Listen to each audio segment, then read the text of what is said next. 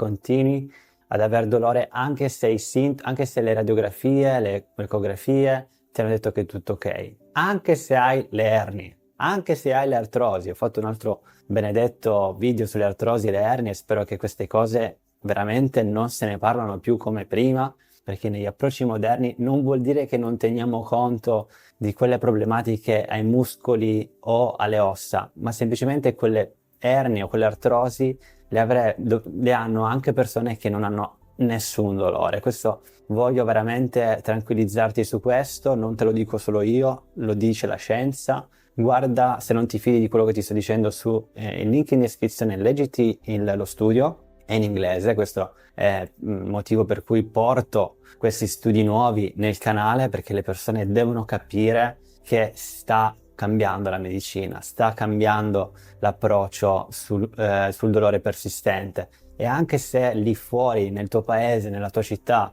le persone continuano a fare questi approcci tradizionali, non vuol dire che sono quelli giusti. Anche se il tuo fisiatra, anche se il tuo medico ti ha detto non c'è nulla da fare, spiegagli questi approcci, magari nota se quella persona che ti stai rivolgendo è aggiornata. Se non è aggiornata, cambiala semplicemente. Non possiamo cambiare un sistema marcio vecchio, dobbiamo crearne uno nuovo.